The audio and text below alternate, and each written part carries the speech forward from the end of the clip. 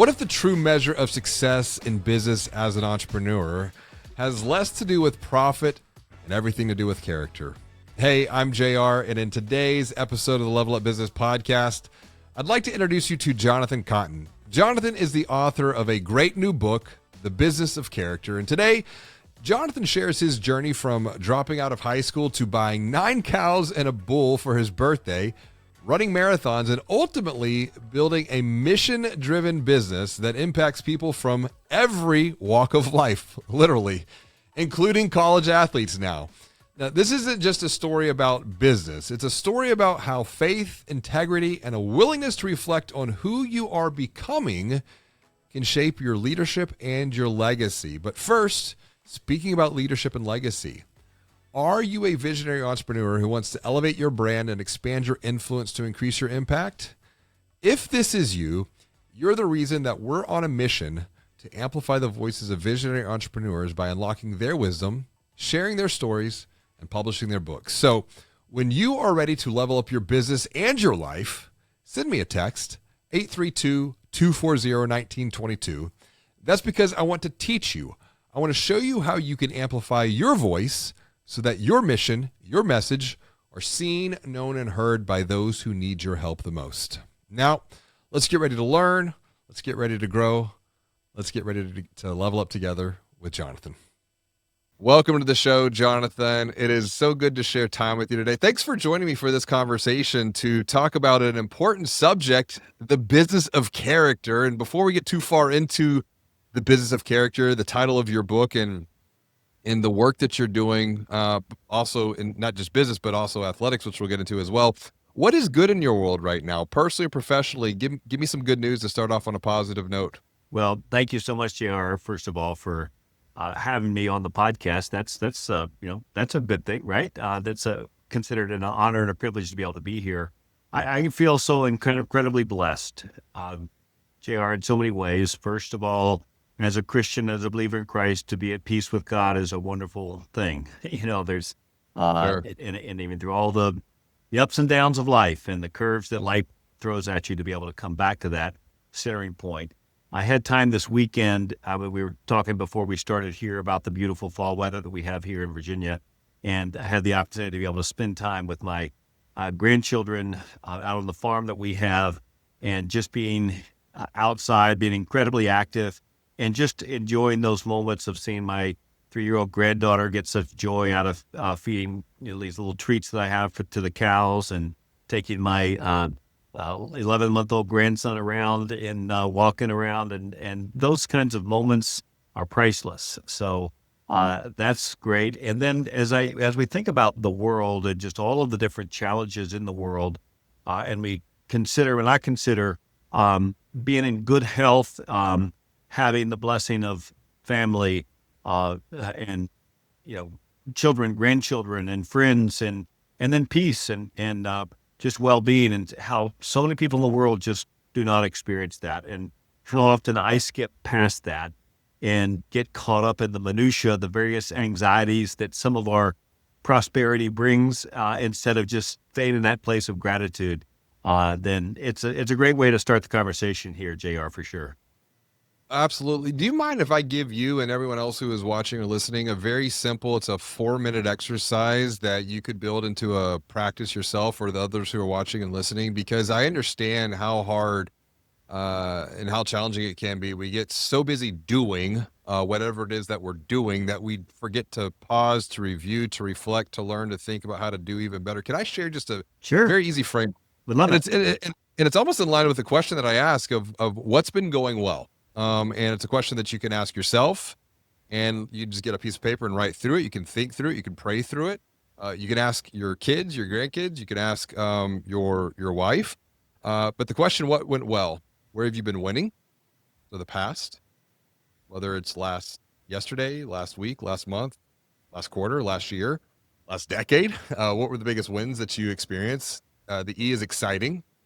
So when you think about everything going on right now, what are you most excited and energized about? So the present.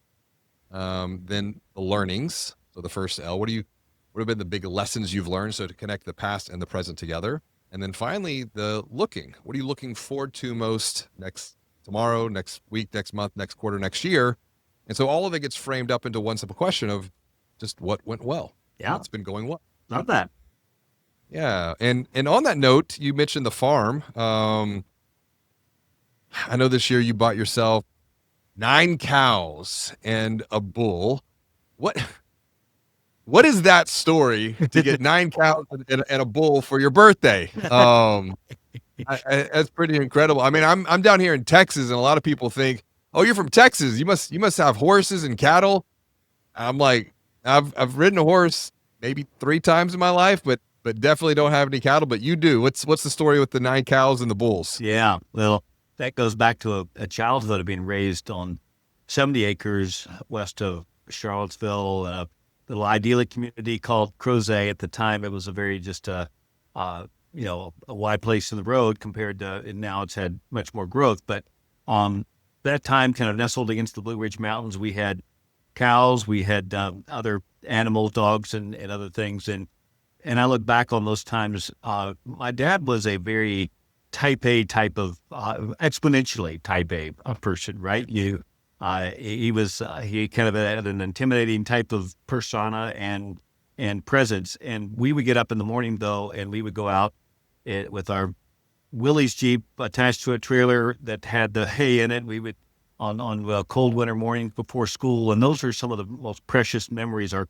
collie sitting between us in the seats, and that just, I think it connected with something with me. And then as time went on, JR, when I was we ended up losing that place in a bankruptcy, and then I made the decision after the 9th grade in school to leave public school and go to work on a beef cattle farm. And for some reason, he supported me in doing that. And I would work on the farm, which I loved, and then do homeschool at night when homeschool wasn't a thing.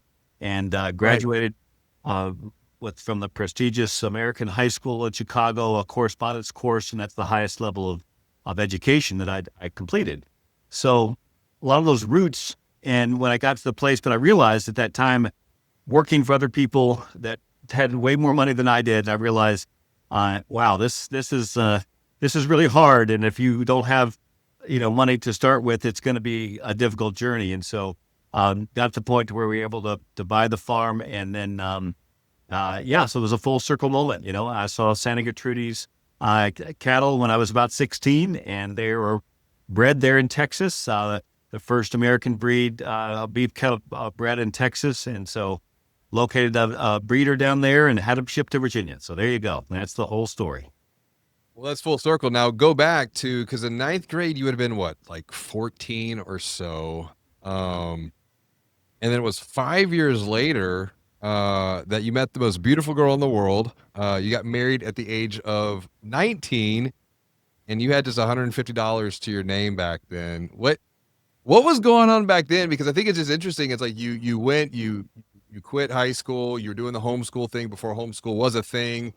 And then you get married at 19. Walk us back of what was going on back then. And how does now, as we're starting to bridge this narrative, where does the business of character, even all the way back then, influence you were and then who you would eventually become through this journey, not just by yourself, but now with your bride of 41 years? Yeah.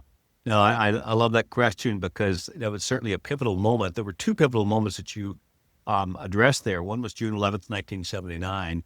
I was raised in a Christian home, but on June 11th, 1979, on the day before I turned 15, I got down beside my bed and really asked Jesus to come into my heart and life. And obviously, a huge, pivotal moment. I think that my time in school was always, for a variety of reasons, I wasn't super athletic. I wasn't, after the bankruptcy, we didn't have much money. I wasn't academically inclined. And so as a result, I didn't feel like I fit in really. And so to leave school was a little bit of me just doing something that I could connect with personally, and to not have the, be going to all the social events and everything else. I mean, I worked, and I enjoyed that. I didn't feel like it was any big loss really in my life. And then, but because of that, you always kind of had this outsider, mentality. And when a woman a beautiful young woman who has a lot of options decides to say, "Yeah, I'll do life with you."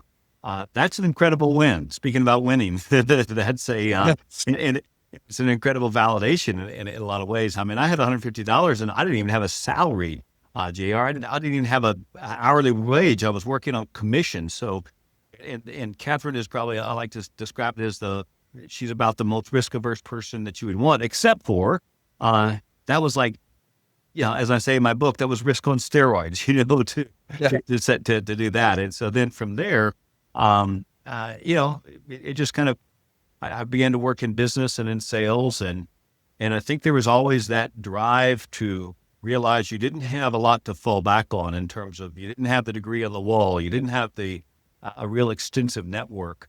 And so you had to dig deep at times to, tap into the confidence to be able to make things work. And I think that when you have that stabilization of faith and family, husband and wife coming together at a young age, then you have a really good foundation for life.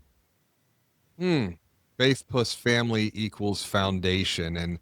And that's a good segue into the book, the business of character, because you open up with what you frame as the crucible of character, and it was a turning point. It was adversity, and even you bring in some perspective from 2 Corinthians, for we walk by faith, not by sight.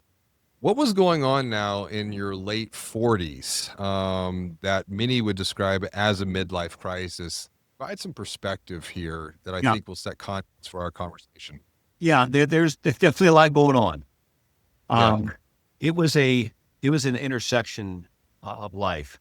And I don't describe it this way in the book because I was afraid of maybe the words on a page would be distracting to people. But what it was for me, first off, was realizing it was a convergence of two things. One was our youngest child, Kayla. She was 15 at the time. We have 4 boys and a girl.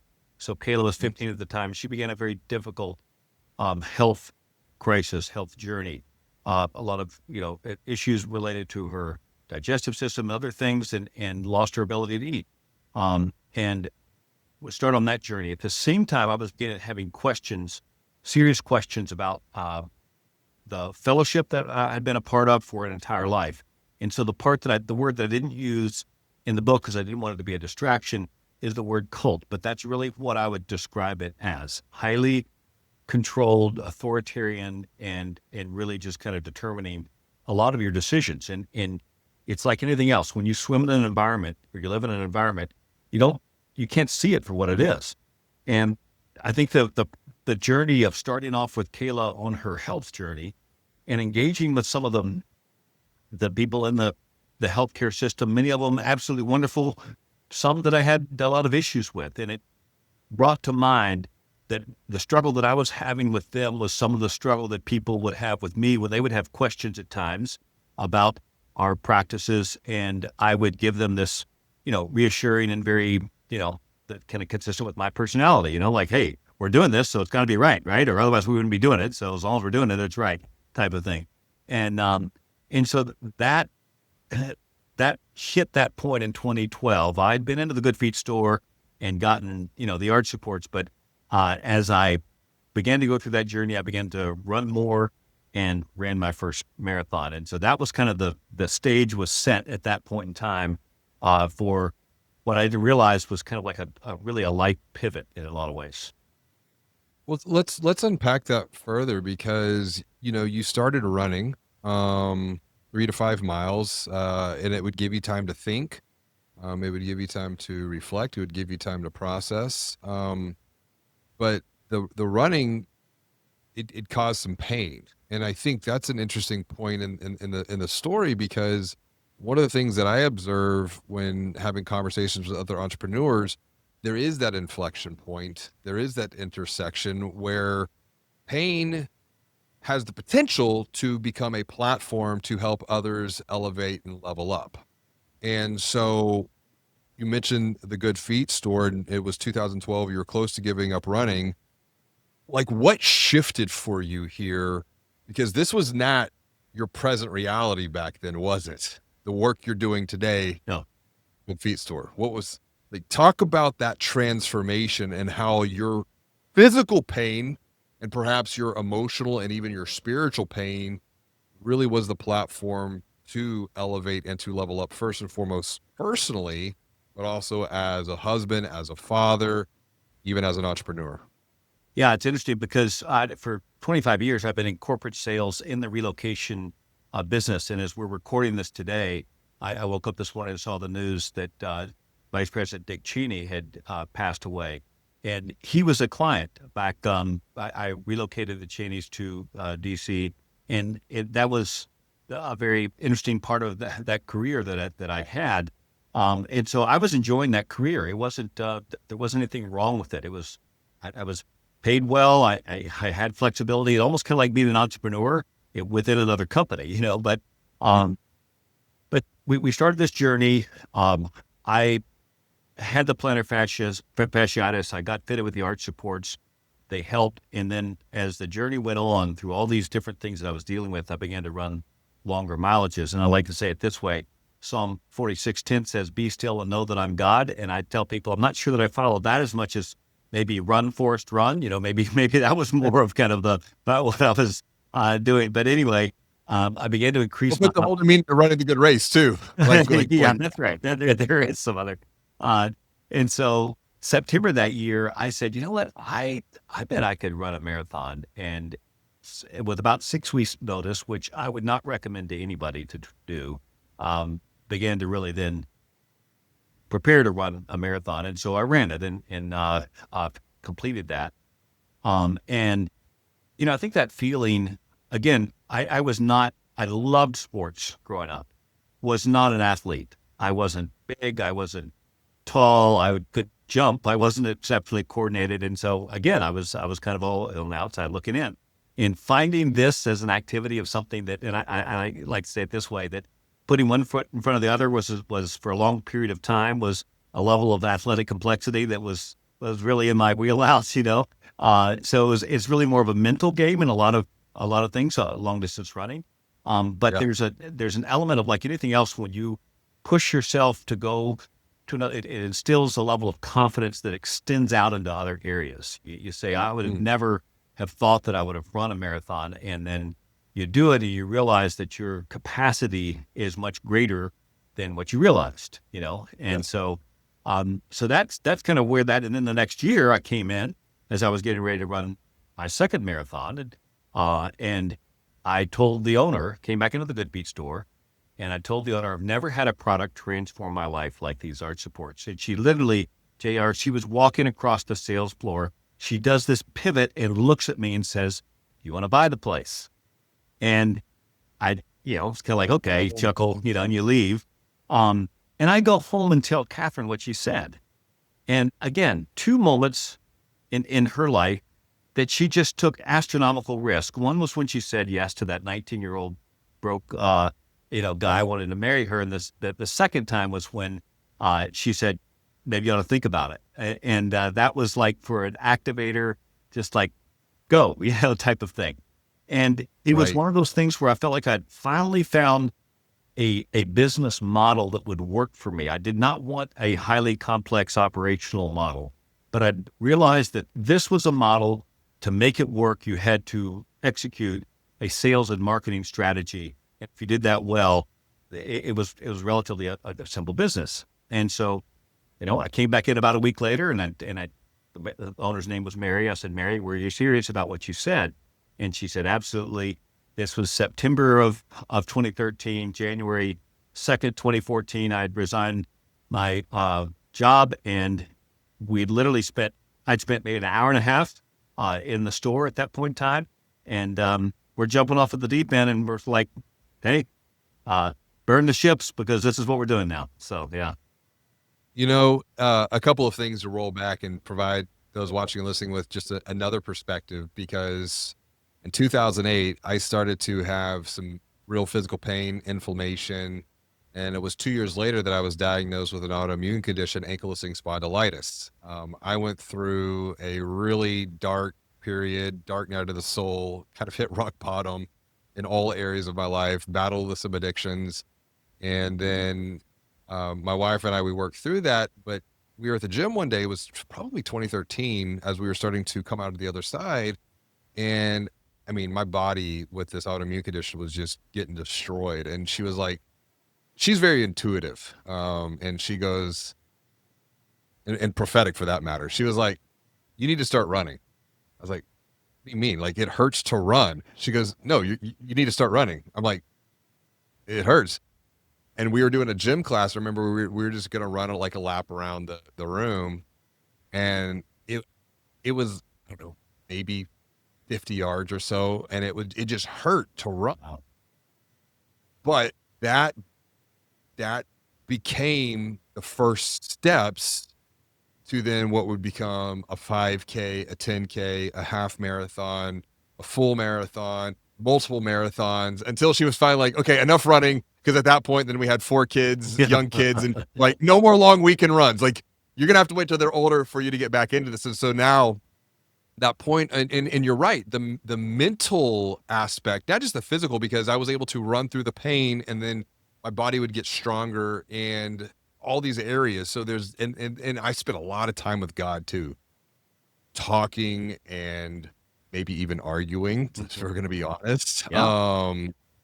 Yeah, but yeah, those long runs really do give you that time to connect with yourself, to master your body, to master your mind, to strengthen your soul.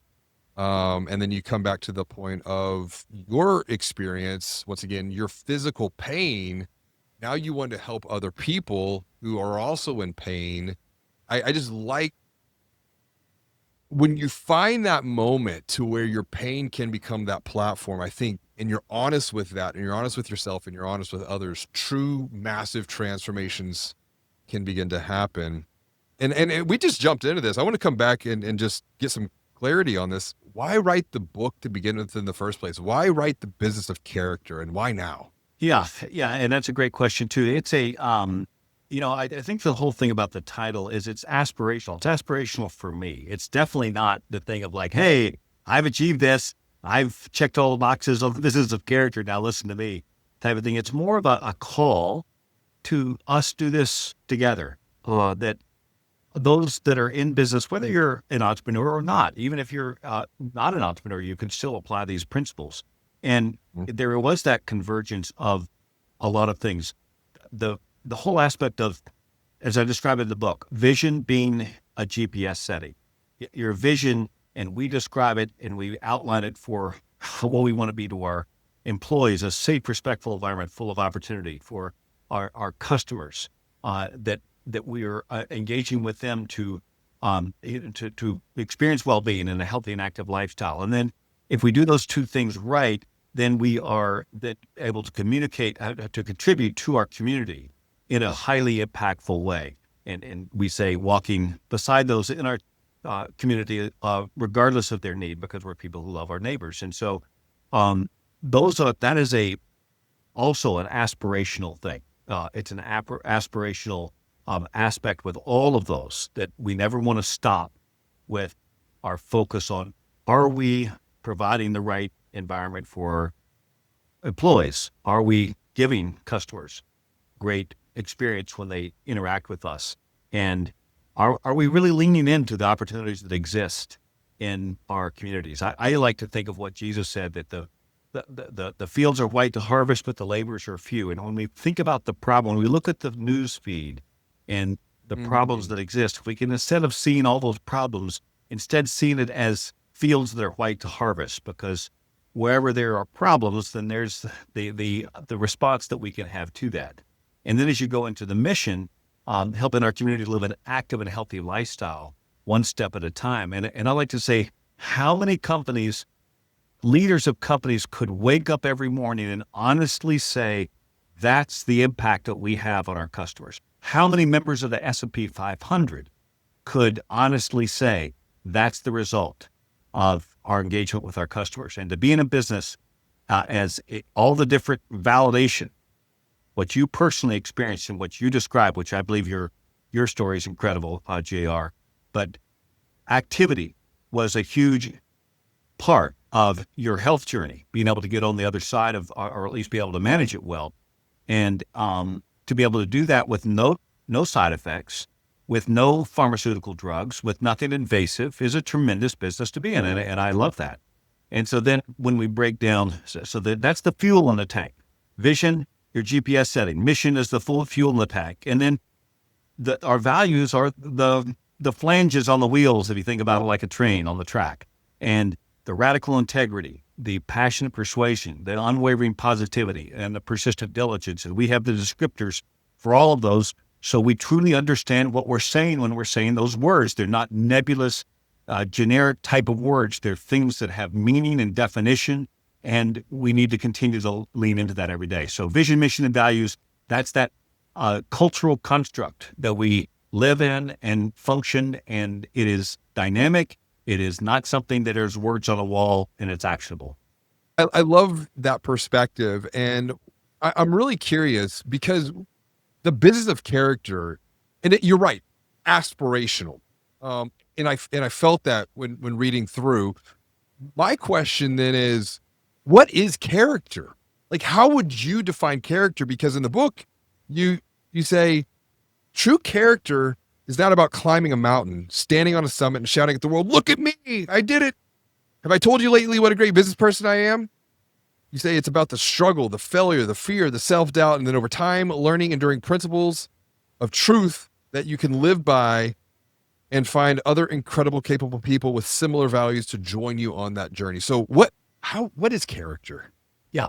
I believe character is close, so closely aligned with integrity. And sometimes people ask when you say, what is integrity? They'll say, well, it's who you are when no one is looking. And my response to that is, okay, I just take a slightly different perspective and say there is always somebody looking, So it is who we are when we are having success. It's who we are when we're having failure. It's who we are when we are being challenged on something. It's who we are when we're being praised. And we all have different reactions to that. It is that intrinsic motivation with the why. Why are we doing this? And how do we make decisions on people? How do we make decisions on this thing or that thing, whatever it may be? All of that is kind of what's coming inside of it. And I think that we talk about radical integrity, wholeness, alignment, consistency. I said, really, it's the ability to be able to look at yourself in a mirror and be settled with that. And I think that's a moment by moment thing. It's not even a daily thing. It's a moment by moment thing that we have to have that calibration.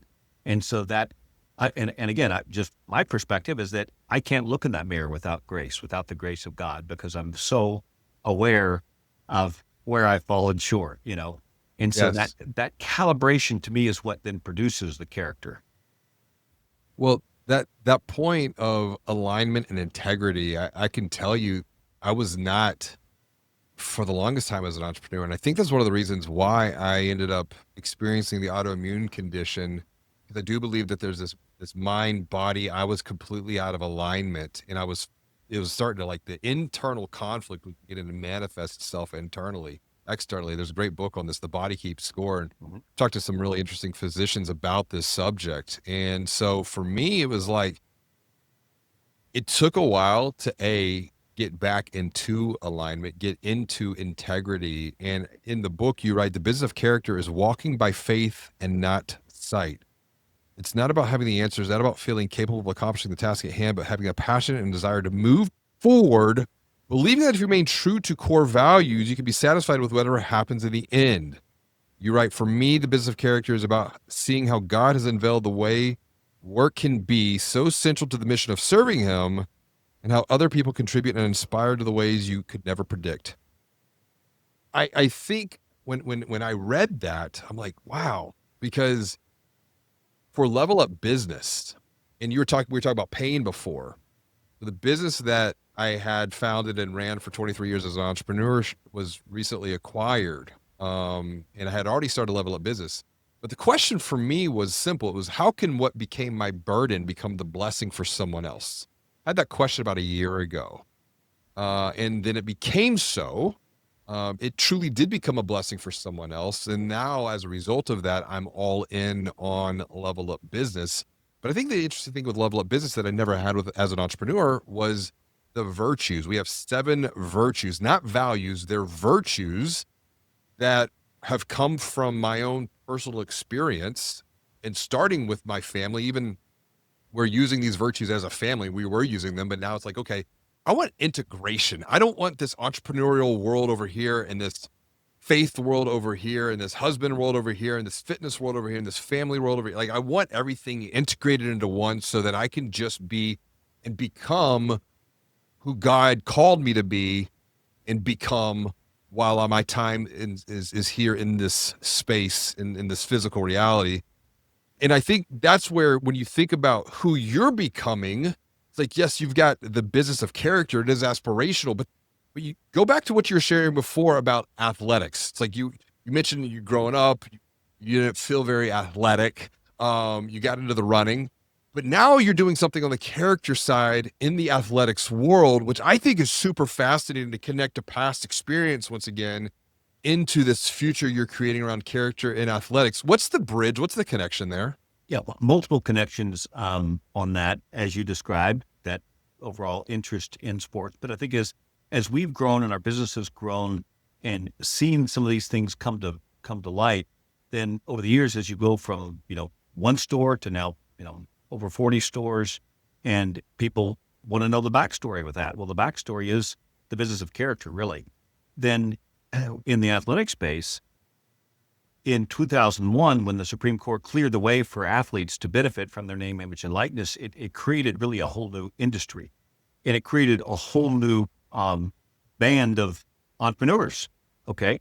And some of that is just helping them realize that's what you're in now. You're in an entrepreneurial space. And for those that would criticize and say that name, image, and likeness in the transfer portal has really undermined the integrity of college sports, I would say there have been billions and billions of dollars flowing into college sports that the athletes never touched. And freedom of movement of coaches when the athletes did not have that. So now the athletes have that. But with freedom comes responsibility, right, in all of our lives. And so then athletes that have spent all of their time, not all of their time, but so much of their time focused on developing their athletic ability and focusing on their academics to the degree that they do.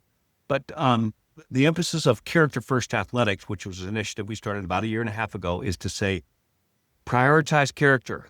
And I use the verse, guard your heart, for out of it are the issues of life. It touches everything. And then we talk with them about how to bring that into business, because I believe, again, a huge part of the business of character is taking our faith in who we are and not it be a Sunday thing or a thing when we run but just an all the time thing. And that's that integration that you spoke of. When I look back at it as my time with my kids in the home, there's so many things that I can see that, man, I wish I'd done that different. One thing I'm so thankful for is we spend a lot of time together, and they spend a lot of time with me at work, including, by the way, particularly 2 of my sons, but I think 3 of them spent time, in the Vice President of the United States home, doing things, that type of thing. Incredible life experience. So there's so much to be learned in work. And my message to athletes is you can take your experience on the court or the field or whatever it may be, and the lessons that you're learning there translate into life, into business, if you see the value of them.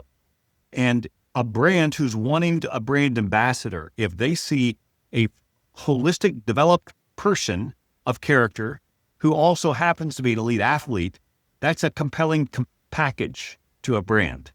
And so as we go through that, it is really prioritizing that with them, with the athletes, but also speaking to the brands in that way, saying, this is not just a random athlete that's selected simply based on them being the leading scorer or their social media following. Actually, Kim Whitler, professor at the University of Virginia, a marketing professor at the Darden Business School, wrote an article for the Harvard Business Review using the work that we had done with athletes as a case study, basically.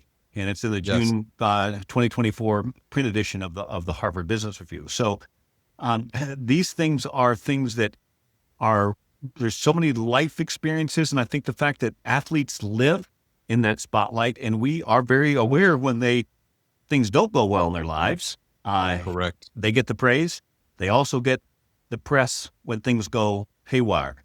And it's just a great teaching opportunity. And JR, if we can help develop in them a commitment to this, then look at their influence on young people. Look at their ability to set an example for them that could be such a positive example for young people. And we've got multiple ones that we're doing different projects with to do that very thing.